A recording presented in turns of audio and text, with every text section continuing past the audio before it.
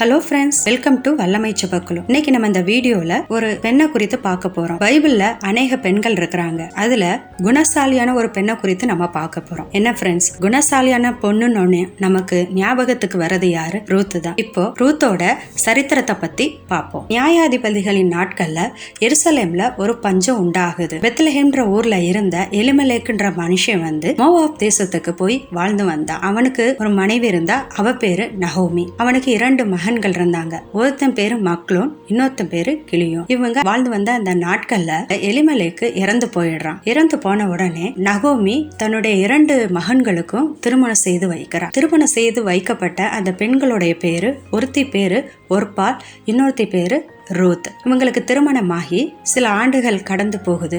ஒரு 10 ஆண்டுகளுக்கு பின்பதாக இந்த மக்லோனும் கிளியோனும் இறந்து போறாங்க. நகோமி ரொம்ப வருத்தம் அடைந்து தன்னுடைய மருமகளுடைய எதிர்காலத்துக்காக அவங்கள தன்னோட இருந்து கஷ்டப்படக்கூடாதுன்ற சிந்தனையோட கூட அவங்க 2 பேர்த்தையும் அவங்களுடைய தகப்பனிடத்துல போகும்படியா சொல்லுறான். அவங்க 2 பேருமே போகிறதற்கு மறுத்துடுறாங்க. அவ ரொம்ப மிகவும் வருந்தி அவங்கள கேட்கிறா, தயவு செஞ்சு நீங்க உங்க தகப்பனிடத்துல போங்கன்னு சொல்லி அதிகமா அவங்கள கேட்டுக்கொண்டதுனால ஒர்பால் மட்டும் போயிடுறா. ஆனா அவ எவ்வளவோ கேட்டும் ரூத் மட்டும் தன்னுடைய மாமியார் இடத்துலயே இருந்துடுறா. அவளை விட்டு போகவே இல்லை. அவங்க என்ன செய்யறாங்கன்னா, அந்த தேசத்துல வருத்தத்தோடு இந்த நாட்கள்ல திரும்பவும் மோவாப் தேசத்துல இருந்து பெத்லஹேமுக்கே திரும்பி வந்துடுறாங்க.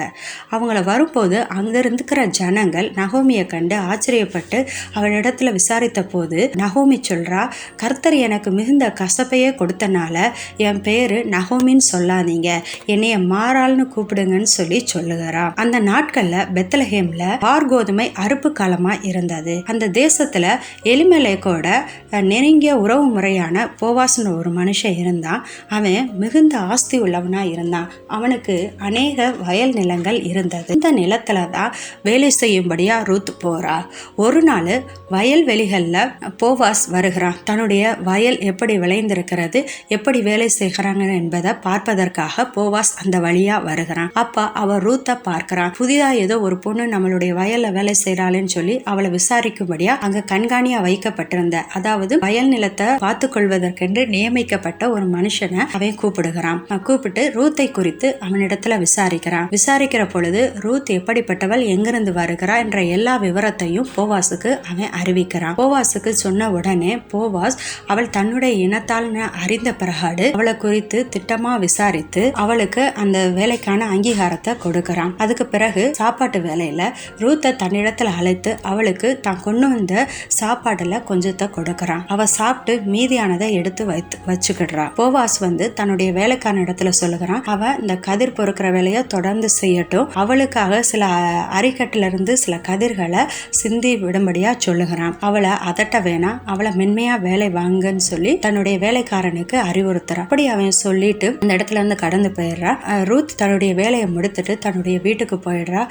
தன்னுடைய மாமியார் இடத்துல தான் கொண்டு வந்த அரிக்கட்டுகளுக்கான அந்த வார் கோதுமையை கொடுக்கிறார். அந்த வார் கோதுமை ஏறக்குறைய ஒரு மரக்கால், அதாவது 4 படி வார் கோதுமையா இருந்தது.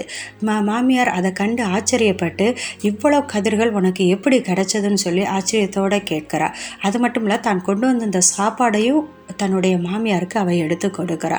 ரூத் தான் எங்க போய் வேலை பார்த்ததையும் யாரோட நிலத்துல போய் வேலை பார்த்ததையும் தெளிவாக நகோமின் இடத்துல சொல்லுகிறா. நகோமி போவாசனுடைய விளை நிலத்துலதான் அவ போய் வேலை செய்தான்றத கேட்ட உடனே அவ போவாச ஆசிர்வதிக்கும்படியா உயிரோடு இருக்கிறவர்களுக்கும் மரித்தவர்களுக்கும் தயவு செய்கிற கர்த்தராலே அவன் ஆசிர்வதிக்கப்படுவானாகன்னு சொல்லி போவாச வாழ்த்துறா. அது மட்டும் இல்ல, ரூத்தின் இடத்துல அவன் யாருன்றத அவளுக்கு விளக்கி சொல்றா. அவன் நமக்கு நெருங்கிய உறவினன் தான், அவனுடைய வயலையே நீ தொடர்ந்து வேலை செய்ய, வேறொரு நிலத்துக்கு போய் நீ வேலை பார்க்க வேணான்றத ரூத்தின் இடத்துல சொல்றான். போவாஸ் ரூத்தின் இடத்துல தான் அவளை திருமணம் செய்து கொள்றதற்கு நெருங்கிய உறவு முறையா இருந்தாலும் கூட தன்னை காட்டிலையும் அதிகமா நெருங்கின உறவினன் இருக்கிறானான்னு சொல்லி விசாரித்து பார்க்கல ஒரு மனிதன் இருந்தான். அவன் இடத்துல போய் போவாஸ் ரூத்தை திருமணம் செய்து கொள்ளும்படி அவன் இடத்துல பேசுகிறான். ஆனா அவன் ரூத்தை 2வது திருமணம் செய்து கொள்றதற்கு அவன் மறுத்து விடுகிறான். கொள்கிறான். இதனால போவாஸ் மூப்பர் என்று சொல்லப்படுகிற வயதில் முதிர்ந்தவர்கள் அவர்கள் மத்தியில ரூத்தை திருமணம் செய்து கொள்கிறான். இவங்க இருவருக்கும் ஒரு மகன் பிறக்கிறான். அவன் பேர் யோபேத். ஓபேத் யாருன்னா ஈசாயோட அப்பா. ஈசாய் தாவீதினுடைய தகப்பன். இப்படி இவர்களுடைய சந்ததி தொடர்கிறது. ரூத் ஒரு குணசாலியான பெண்ன்றதை நம்ம அறிந்து கொள்கிறோம். தன்னுடைய கணவனை இழந்த சூழ்நிலையிலையும் தன்னுடைய மாமியாரை விட்டு அவ போகவே இல்லை. அது மட்டும் இல்ல, நகோமி தன்னை குறித்து சொல்லுகிறா, கர்த்தர் எனக்கு கசப்ப கொடுத்தாரு, என்னைய மாறாள்னு சொல்லுங்கன்னு சொல்றா.